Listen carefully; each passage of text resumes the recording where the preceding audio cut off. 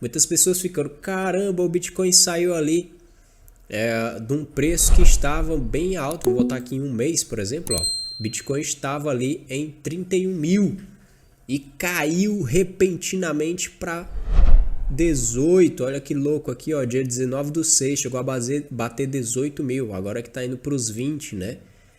E aí você deve ficar pensando assim, ó, caramba, maluco, de 30 mil foi para 18, e agora, mano? E agora? E aí o conceito, a pessoa que é investidor antifrágil, ela vai pensar o quê? Cara, é oscilação de mercado, a gente está falando de mercado variável. É igual investir na bolsa de valores, por exemplo, é um mercado variável. Não tem como você prever o futuro, nenhum tipo de investimento. E na vida, né, você não consegue prever o futuro. Mas quando a gente fala de mercado variável, o nome já diz, é um mercado que vai variar bastante. Então, vai ter muita variação no preço. E aí, imagina o seguinte, eu vou colocar aqui o gráfico de um ano.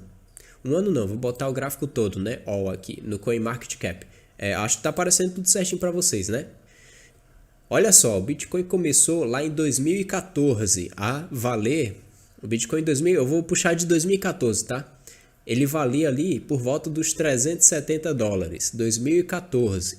2014 é nada mais nada menos que 8 anos, mais ou menos de lá para cá. Muitas pessoas compravam e vendiam o Bitcoin ali, né? Lembrando que o Bitcoin é um ativo escasso, diferente de muitas criptomoedas que têm bilhões, zilhões desenvolvidos, né, de quantidade. O Bitcoin ele é escasso. Uma hora ele vai acabar. E aí o que acontece? Imagina aquele cara que comprou Bitcoin a 378 dólares no valor, né? Um Bitcoin. Agora você imagina esse cara segurando esse Bitcoin até 2021, quando bateu 59 mil. Vou botar aqui, ó, 2021, mas deixa eu botar o topo aqui.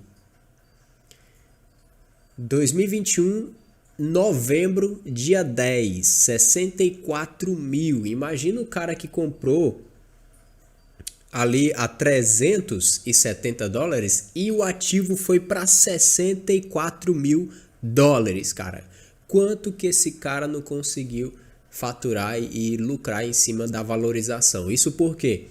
Porque o cara, ele conseguiu se manter no longo prazo antifrágil. Ele conseguiu manter as emoções dele e acreditar no ativo, né? Imagina que louco isso, olha que doido. E o cara conseguiu chegar lá. Agora a gente está numa queda que já aconteceu ali em 2021. 15/4/2021 a gente estava com a moeda em alta. Aí, ó, foi para 31 mil, 15/7/2021.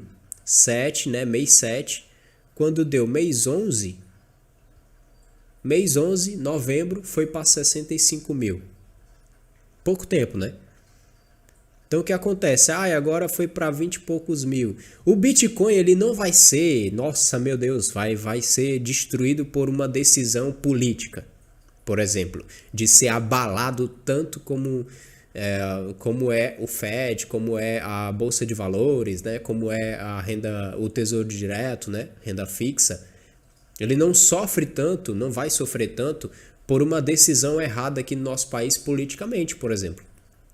Então, o que a gente tem que levar em consideração é que o Bitcoin, ele é uma moeda escassa, é uma moeda que já está se provando no tempo, né? Está se provando aqui no tempo, a gente está se provando, eu considero que ainda está se provando, apesar de já passou bastante tempo, mas ainda, na minha opinião, está se provando. Então, cara, essas quedas é momento muitas vezes de aproveitar para fazer acumulação, na minha opinião, tá? Não estou indicando também, mas na minha opinião, eu acredito que é momento para fazer acumulação, para que você possa aí fazer, usufruir dessa moeda quando ela valorizar. Que foi o que a pessoa que comprou a 300 dólares, 400 dólares, fez para segurar a moeda até 2021. Ele também não sabia do futuro, assim como nós não sabemos do futuro. Entendeu? Então essa é uma das coisas que eu acho interessante sobre o investidor antifrágil, né? Sobre a pessoa que consegue pensar no longo prazo e que acredita claramente no ativo, né? Depois, cara, do Bitcoin, a gente vai ter aí outras criptomoedas também. O que eu acho, na minha opinião agora, é questão de acumulação, sabe? Apesar do Bitcoin estar caindo, ele sempre teve momentos de queda, de baixa e de alta, né? E assim como outras moedas também, que vale a pena a gente analisar um pouco, né? Ó, por exemplo, Ethereum, cara. Ethereum tá super barato. Na minha opinião, Ethereum tá muito barato agora. É um ativo que, poxa, nós temos aí o Ethereum como sendo a moeda fundamental e principal em algumas negociações, na maioria das negociações NFT. Agora que nós temos aí a introdução da Polygon, né? Solana e tal, todo mundo aí entrando também para fazer negociações e ter outros tipos de opções de moedas para negociar, mas a Ethereum, ela é uma das principais moedas aí quando a gente fala de NFT, porque é uma moeda bem valorizada, né? Um Ethereum vale $1.130 hoje. Bota isso em um mês, por exemplo. O Ethereum estava valendo 2.000, cara, caiu $1.000, né? Olha que louco, caiu $1.000, valia 2.064, arredonda aí para $1.000, né? Então o que acontece? Isso eu acho interessante, ó, em 3 meses valia quanto? Valia quase $4.000, $3.400 valia um Ethereum e hoje está valendo 1.130, pô. Então se você compra Ethereum nesses momentos também, você consegue aí, cara, ter uma valorização e aproveitar quando isso aqui subir, porque vocês têm que analisar que o mercado de NFT está sendo um mercado que está tomando proporções gigantescas. Senão não existiria mais OpenSea, Haribo, outros sites aí de negociação, né, de NFT. Se NFT fosse uma coisa que não fosse dar certo, já era para ter quebrado já. Muitas criptomoedas são manipuladas por causa de algumas baleias mesmo, que os caras injetam, despejam dinheiro em cima da criptomoeda, depois realizam lucro e a moeda cai, né? Por exemplo, um exemplo disso é na época do Bitcoin, né? Que é do Bomb Crypto. Eu jogava Bomb Crypto e, cara, várias baleias fizeram negociações absurdas ali dentro do Bomb Crypto, comprando a moeda com um preço baixíssimo e quando ela valorizava eles vendiam tudo e a moeda caía de novo.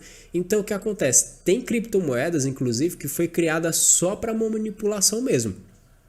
Muitas delas criptomoedas de jogos, né? Nós tínhamos aí o CryptoCars na época, Secar, né? Segar e Sepan. Muitas pessoas faturaram uma nota na época com isso. Mas muitas pessoas perderam muita grana. Por quê? Houve uma manipulação por parte dos próprios desenvolvedores, né, da própria empresa que cuidava da criptomoeda. Foi uma baita da manipulação na época. O CryptoCars, para quem não sabe, na época ele estava lançando, né, o CryptoCars, o Segar e o Sepan, né, CryptoPlanes também, e o CryptoGuards, eles lançaram na época como se fosse um metaverso entre os três jogos. O que a empresa fez? Fechou, pô. Fechou o Secar. Assim que lançou, muita gente injetou dinheiro naquilo. E aí, como é que ficou depois? Então, o que acontece? Tem muita empresa que utiliza da criptomoeda e dos jogos NFT também para manipulação.